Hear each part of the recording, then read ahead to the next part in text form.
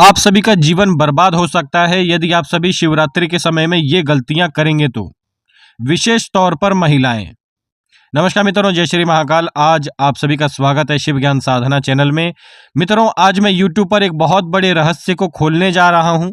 ये जो रहस्य है ये सभी के लिए बहुत ही जरूरी है, चाहे वो पुरुष हो चाहे वो स्त्री हो।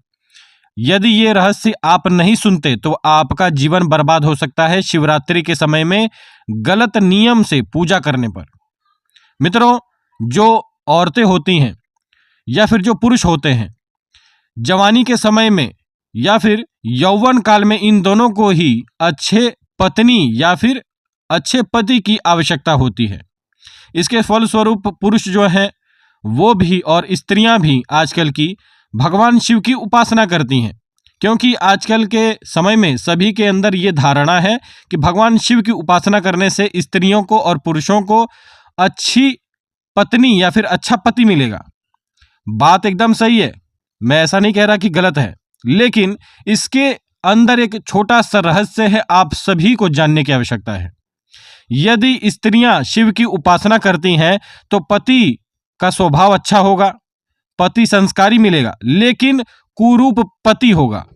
आपका पति संस्कारी तो होगा, मन से भी अच्छा होगा, धार्मिक होगा, लेकिन आपका पति सकल सूरत में सुंदर नहीं होगा। और ज्यादातर केस में मैंने ये भी देखा है कि लड़कियां यदि शिव की उपासना करती हैं शादी के लिए, मन की इच्छा रखकर कि मेरी शादी हो जाए, और इस इच्छा से यदि औरतें या फिर महिलाएं या फिर कुंवारी कन्याएं शिव की उपासना करती हैं तो उनका पति मन से अच्छा होता है, धार्मिक होता है, संस्कारी होता है, लेकिन देखने में सुंदर नहीं होता, सुंदरता उसमें होती ही नहीं है। और कई बार तो ये भी देखा गया है कि उनका पति जो है वो कुरूप मिल जाता है, बहुत काला होगा या फिर सर के बाल नहीं होंगे। तो ऐसा फल आप सभी को प्राप्त हो सकता है यदि आप सभी गलती करती हैं तो। साथ ही साथ में जो पुरुष हैं वो यदि देवी उपासना अधिक करते हैं, जो पुरुष हैं वे यदि माता पार्वती या फिर माता दुर्गा के किसी स्वरूप की उपासना करते हैं सुंदर पत्नी प्राप्त करने के लिए, तो उनके भी साथ ऐसी ही कुछ घटनाएं होती हैं। पत्नी संस्कारी तो मिलेगी लेकिन बहुत ही झगड़ालू होगी, या फिर यह भी हो सकता है कि धार्मिक ना हो। और मित्रों, ज्यादातर जो महिलाएं धार्मिक नहीं होती हैं उनका गुरु ग्रह कमजोर होता है, खराब होता है। और जिस महिला का गुरु ग्रह खराब होता है, यह भी एक रहस्य है, इसके पीछे हम दूसरी वीडियो में आपको जानकारी देंगे कि जिस महिला का गुरु ग्रह खराब होता है वो आखिर चरित्र की कैसे होती है, या फिर उसके साथ क्या सबसे बड़ी गलती हो जाती है। ये विषय हम किसी और वीडियो में बताएंगे। फिलहाल हम अपने विषय को आरंभ करते हैं। तो मित्रों, जो पुरुष हैं वो यदि केवल माता पार्वती के किसी स्वरूप की साधना करते हो, चाहे वो दुर्गा हो, चाहे काली हो, चाहे कोई देवी हो, तो उन्हें पत्नी तो प्राप्त होगी लेकिन संस्कारी नहीं मिलेगी। किसी न किसी प्रकार का पय या फिर कोई ना कोई गंदी आदत उनकी पत्नियों में होगा ही होगा। इसलिए आज मैं आप सभी के जीवन को सुधारने के लिए, समाज में सभी को एक अच्छा ज्ञान प्राप्त हो, इस हेतु ये ज्ञान दे रहा हूं जिससे कि आप सभी का जीवन बर्बाद ना हो। मित्रों, हमारे सनातन धर्म में जितना धर्म को महत्व दिया गया है उतना ही किसी सामान्य व्यक्ति का जीवन कितना सुखद हो, उसे अपने जीवन के प्रत्येक क्षेत्र में कितनी सफलता प्राप्त हो, इसका भी ज्ञान दिया गया है। कला और संस्कार का भी ज्ञान हमारे सनातन धर्म में दिया गया है। इसलिए कहीं ना कहीं कला और संस्कार और सौंदर्य पुरुष और स्त्री दोनों के लिए ही आवश्यक होता है। अब कई स्त्रियां ऐसा भी कहेंगी कि मन का साफ पति होना चाहिए, स्वरूप उतना मायने नहीं रखता। लेकिन आप सभी माताएं बहनें हैं, आप सभी को यह भी सोचना चाहिए कि किसी स्त्री को यदि काला पति मिल जाए या फिर सर से गंजा पति मिल जाए, या फिर किसी पुरुष को काली कलूटी पत्नी मिल जाए, या फिर किसी प्रकार की कोई ऐसी चीज उस महिला के शरीर में हो, या फिर कुछ ऐसा गलत हो जो कि नहीं होना चाहिए स्त्री के शरीर में, या स्वरूप में ही कुछ अवधारणाएं हो, या स्वभाव ही खराब हो, तो कहीं ना कहीं जीवन बर्बाद सा लगता है। ऐसा आपको नहीं लगेगा क्योंकि आपके जीवन में वो शायद चीजें नहीं हैं, लेकिन जिनके जीवन में ऐसा हो चुका है, जिनका पार्टनर उनसे कम सुंदर है, उनके जीवन में जरा झांक कर देखिएगा, आप सभी को जीवन की सच्चाई मालूम पड़ेगी कि उन सभी के मन में कहीं ना कहीं खटास कौन सी विद्यमान है। आपको जरूर अपने इस प्रश्न का उत्तर मिलेगा बाकायदा। तो मित्रों, प्रत्येक व्यक्ति को सुंदर पार्टनर प्राप्त हो और मन से भी सुंदर हो, संस्कारों से भी सुंदर हो, इस हेतु मैं ये दुर्लभ ज्ञान आज आप सभी को देने जा रहा हूं। कृपया इस वीडियो को ज़्यादा से ज़्यादा लाइक करें, शेयर करें, सब्सक्राइब करें, वरना ऐसे गुप्त रहस्य हम आपके लिए नहीं लेकर आ पाएंगे। क्योंकि आप सभी सपोर्ट ही नहीं करेंगे तो इसके पीछे मेहनत करने का कोई मतलब ही नहीं होता।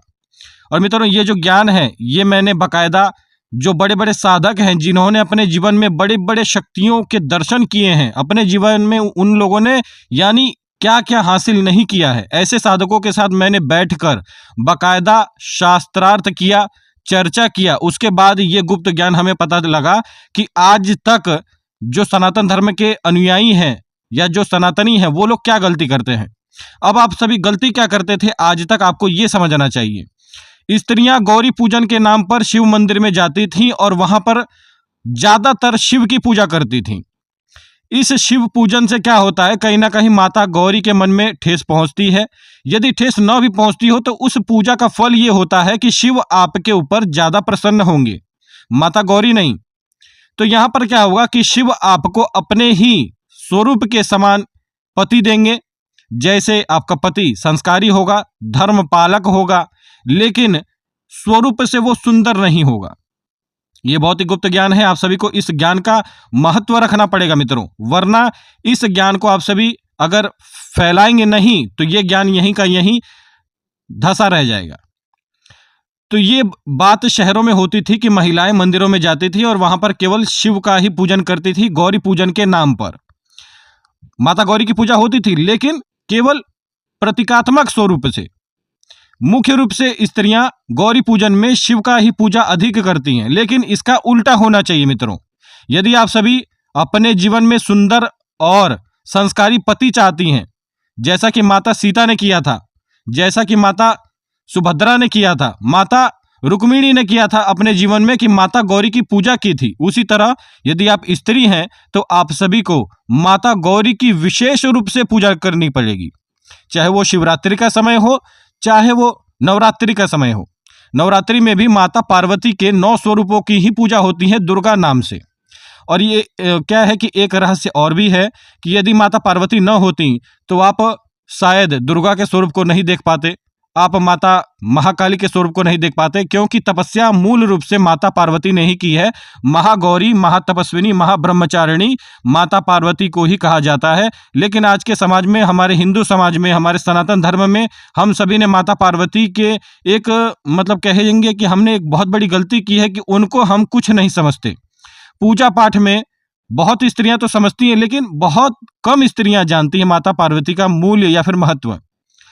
तो ये गलती आप सभी कर रहे हैं। यदि आप सभी गौरी पूजन के दौरान शिव मंदिर में जाते हैं, अगर वहां पर माता गौरी का कोई मूर्ति नहीं है तो आप सभी जो शिवलिंग की बेदी होती है, जो एक संपूर्ण शिवलिंग होता है, उस शिवलिंग के चारों तरफ आपने देखा होगा कि एक योनि के आकार के समान एक पिंडी बनी होती है, जिसके ऊपर शिवलिंग स्थित होता है। वो जो पिंडी होती है वो माता गौरी के स्वरूप में होती है। तो आपको यदि माता गौरी का कोई मूर्ति ना हो ऐसे मंदिरों में, तो आप भगवान शिव का वो जो बेदी होता है वो साक्षात माता पार्वती का एक प्रतीक होता है, आप उसकी पूजा कर सकती हैं। जैसे गांव में भी बहुत पहले ये होता था कि लोग क्या करते थे, अपनी कन्याओं को गौरी पूजन करने के लिए शिव मंदिर में भेजते थे।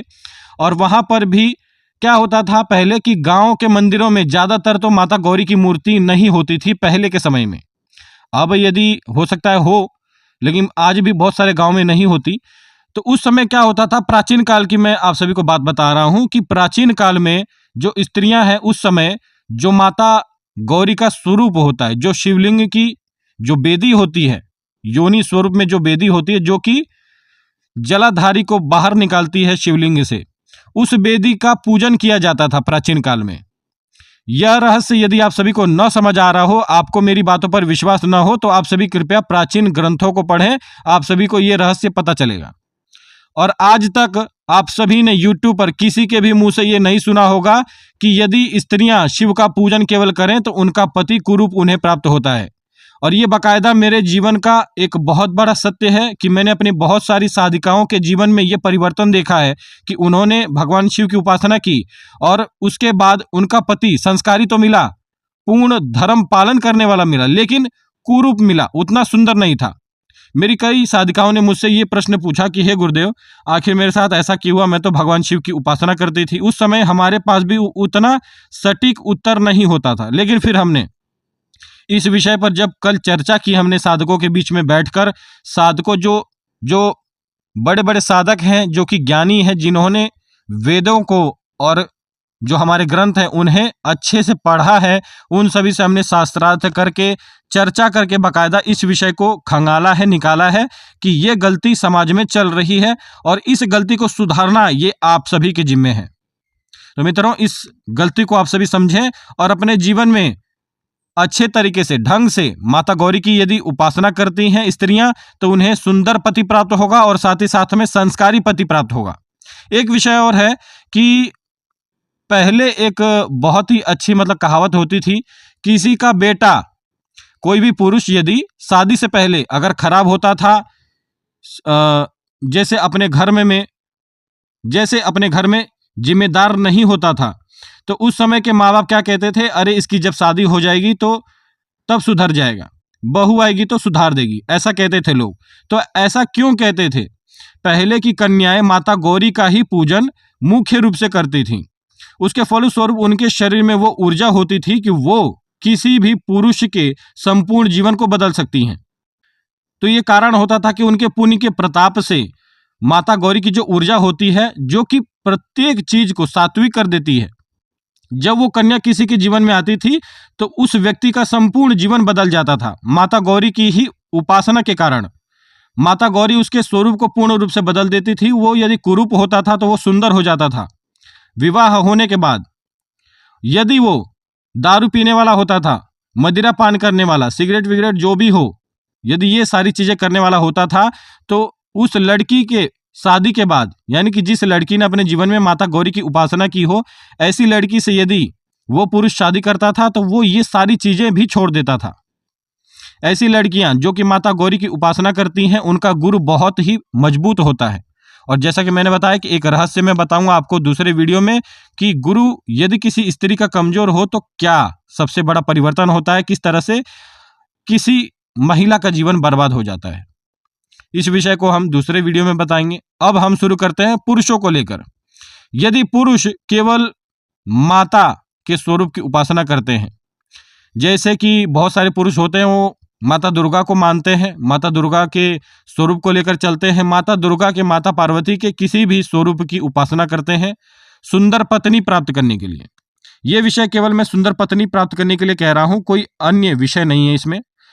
कई बार ऐसा होता है कि उनके भाग्य के चलते पत्नी अच्छी मिल जाती है, संस्कारी भी मिल जाती है और सुंदर भी मिल जाती है, लेकिन ज्यादातर ऐसा देखा गया है कि पत्नी मिलेगी तो सुंदर मिलेगी, लेकिन उसमें संस्कार नहीं होंगे, उसमें धर्म पालन करने की इच्छा नहीं होगी।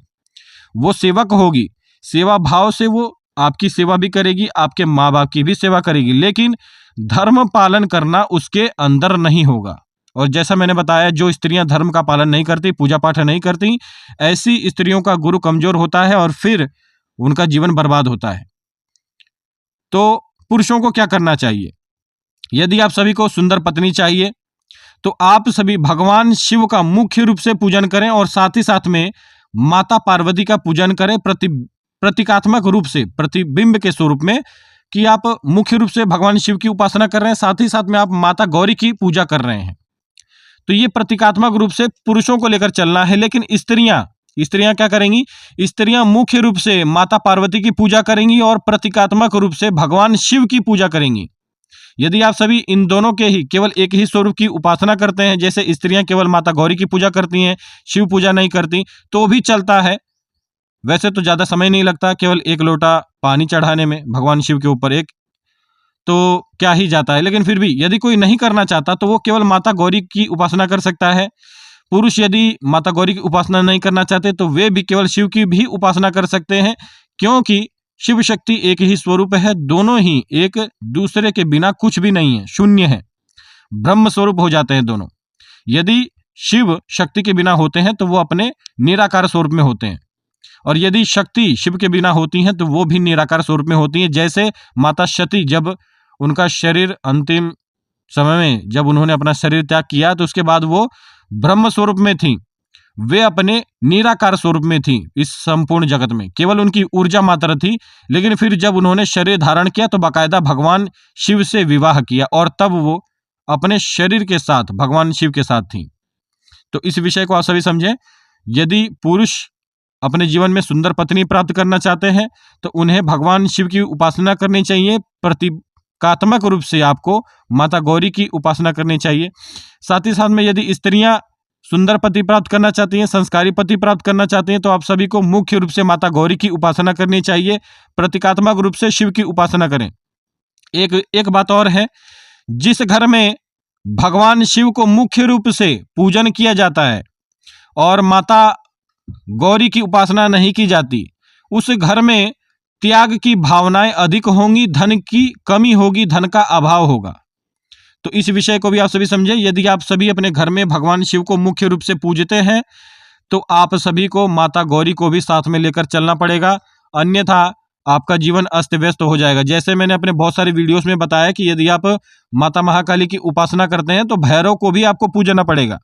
उसी प्रकार ये विषय यहाँ पर भी हो जाता है कि यदि आप शिव की उपासना करते हैं तो शक्ति की भी आपको उपासना करनी पड़ेगी, अन्यथा क्या होगा कि आपका जीवन अस्त व्यस्त हो जाएगा, ऊर्जाएं अस्त व्यस्त कर देंगी आपको।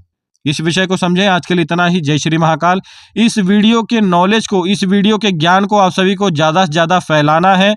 जो क्रिएटर्स इस विषय पर वीडियो बनाना चाहते हैं वे सभी खुले तरीके से बना सकते हैं, मैं कुछ भी नहीं कहूँगा, केवल आप सभी को इस ज्ञान को चारों तरफ फैला देना है। या फिर आप सभी मेरे इस वीडियो को ज़्यादा से ज़्यादा शेयर कर सकते हैं। इस वीडियो के टॉपिक को आप सभी खुद खंगाल कर, देखकर, समझकर, इस वीडियो के टॉपिक को आप सभी समझकर समाज में फैलाएं और जन कल्याण करें, क्योंकि हमारा हिंदू समाज किसी भी प्रकार से पीछे नहीं होना चाहिए, किसी से कम नहीं होना चाहिए, किसी के भी आगे झुकना नहीं चाहिए। तो आज के लिए इतना ही। जय श्री महाकाल, जय सनातन। आप सभी इस विषय को अधिक से अधिक फैलाएं और इस धर्म पालन में आप सभी अपना अपना योगदान दें। आज के लिए इतना ही। जय श्री महाकाल।